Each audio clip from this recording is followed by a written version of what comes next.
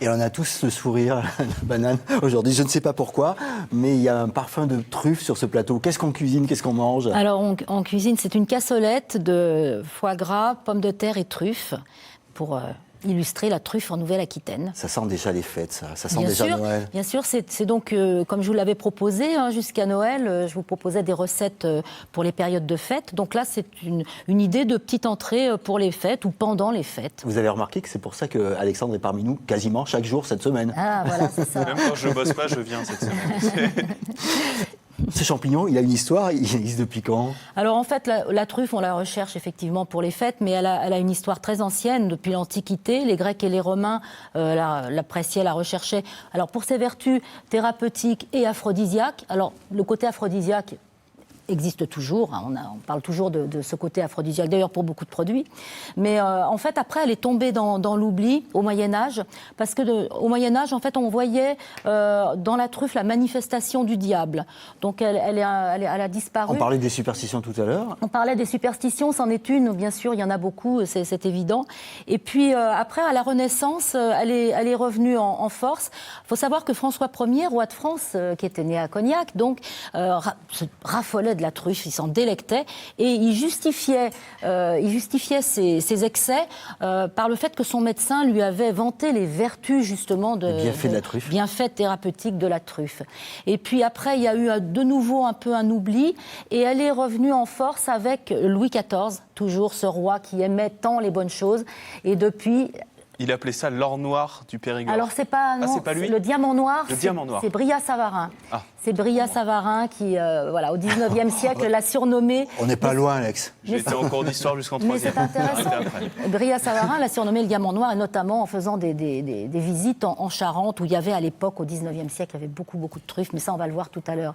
Donc depuis Louis XIV, elle n'a pas cessé d'avoir de l'intérêt pour tout le monde. Donc on l'a vraiment depuis assez longtemps. Y compris chez nous, en Nouvelle-Aquitaine? Alors chez nous, en Nouvelle-Aquitaine, effectivement, au 19e siècle, la truffe était présente. Pourquoi ? Parce qu'il y avait des vignes, on vivait surtout des vignes, mais il y avait des chênes sauvages qui étaient disséminés dans les vignes et même sur les parcelles agricoles. Et puis, qu'est-ce qui s'est passé ? En 1872, il y a eu le terrible phylloxéra qui a décimé les vignes.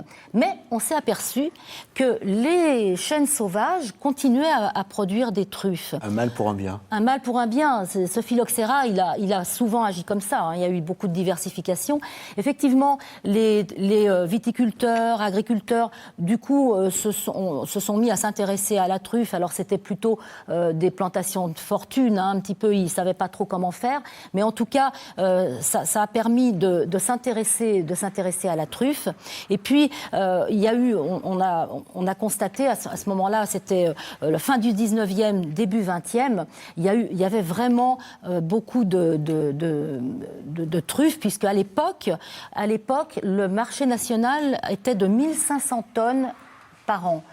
Et la Dordogne était vraiment première à avoir des truffes, serrées de près par les Charentes, qui produisaient 50 tonnes à l'époque. Donc c'était vraiment important.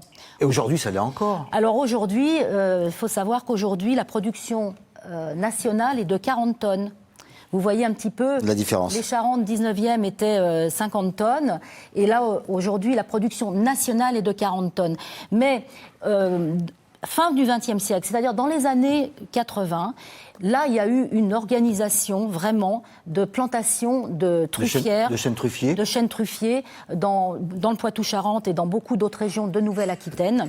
Et là, ça a commencé à vraiment s'organiser. C'était pas les plantations qu'on a vues après le phylloxéra, mais il y a vraiment eu une grosse organisation. Et aujourd'hui, en Nouvelle-Aquitaine, on a 8 départements producteurs de truffes. Alors, il y a la Dordogne, bien sûr, et puis il y a les 4 départements du Poitou-Charentes, donc les Deux-Sèvres, la Vienne, est-ce que vous en avez vous-même ? Charente-Maritime. Du côté de chez vous, il y en a dans toutes ces régions-là, oui, absolument, bien sûr. Le Poitou-Charentes est vraiment une terre propice, parce que les sols s'y prêtent vraiment, c'est-à-dire un sol argilo-calcaire. Il y a aussi le Lot-et-Garonne, il y a la Gironde et il y a la Corrèze aussi, producteur de truffes. Donc on voit aujourd'hui, il y a aussi, alors, le Poitou-Charentes est produit à peu près 4 tonnes par an, mais la Dordogne peut parfois, selon les années, produire de 2 à 5 tonnes. Donc, va être en première position. Allez-y, messieurs, parce qu'on l'a chauffé. Il y a plusieurs espèces de truffes. Hein. Oui, alors il y a plusieurs espèces, effectivement. Il y a 3 variétés. Et on a très envie de passer à votre recette. Oui, alors, les variétés, en quelques mots. Myriam a eu la gentillesse Françoise, on de les arrive presque à chauffer midi. pour Merci vous. mille fois, Alors, Myriam. allez-y. Et je vais expliquer pendant ce temps-là. Alors, les espèces de truffes. Alors, celle que vous avez là dans votre cassolette, c'est la Tuber melanosporum, qui s'appelle aussi la truffe noire ou la truffe du Périgord. Alors, c'est une truffe qui est la plus recherchée parce qu'elle est très parfumée, mais c'est une truffe qui ne doit pas être cuite. Pas trop en tout cas. C'est-à-dire que par exemple, si vous voulez l'incorporer dans une sauce, eh bien moi je vous conseille, vous incorporez vos éclats de truffe ou la truffe hachée à la fin, quand votre sauce est prête, juste avant de la porter à table. Il y a une autre variété qui est la brumale. Alors elle est moins recherchée, mais elle a un gros avantage, la brumale, c'est qu'elle supporte très bien la cuisson. Alors, dans les pâtés, les terrines, les foie gras, ça c'est bien d'avoir la brumale. Toutes les deux se récoltent, disons, de novembre-décembre à février-mars dans les meilleures années. C'est une tuerie, Françoise. C'est vrai. Ah, c'est une tuerie. On a aussi la truffe d'été, qu'on appelle aussi truffe de la Saint-Jean, ou aussi Tuber estivum. Alors elle a une couleur plus claire, un parfum plus discret, et elle se récolte de mai-juin à septembre-octobre. Donc c'est très intéressant d'avoir toutes ces périodes où finalement on peut avoir quand même de la truffe. Alors cette recette, c'est très simple à faire. Vous allez éplucher des pommes de terre, les couper en lamelles moyennes, vous les mettez dans une casserole, vous les couvrez de lait, vous allez porter à ébullition. Une fois à ébullition, vous salez et vous allez piquer pour vérifier. Elles doivent être tendres, mais quand même encore un peu fermes. Vous les installez en rosace joliment dans ces petites cassolettes, ces petits plats très bonne idée. À eux. Et puis, vous allez mettre un petit peu de noix muscade, un petit peu de poivre. Attention au sel, puisque vous avez salé déjà vos pommes de terre, donc contrôlez. Et puis, vous allez mettre 2 cuillères à soupe de crème liquide par cassolette et vous passez au four à 210-220 degrés.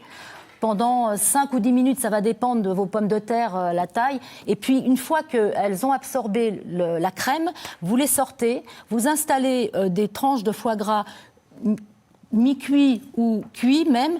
Vous pouvez faire cru si vous voulez, mais on ne connaît pas le foie gras toujours qu'on a, donc s'ils font beaucoup, c'est dommage. Mi-cuit ou cuit, c'est parfait. Vous pouvez repasser 30 secondes, surtout pas plus, au four pour juste rendre ce foie gras un petit peu tendre. Et quand vous sortez du four, vous installez vos petites lamelles de truffe, ça peut être aussi des petits éclats, des copeaux, comme vous voulez. Vous les installez dessus, donc pas de cuisson, là vous voyez, et vous servez à vos invités, tout simplement. Le mariage, alors pommes de terre, foie gras. Ça va bien ensemble. Alors la pomme de terre, c'est rustique. Et puis le foie gras, aujourd'hui, on en trouve quand même facilement. Voilà, vous pouvez aussi le faire vous-même. On a envie de retrouver votre recette, Françoise. Mais avec plaisir. 0805 383 383, vous nous appelez, on vous la renvoie cette recette. Vous l'envoie. Merci mille fois de nous avoir régalé.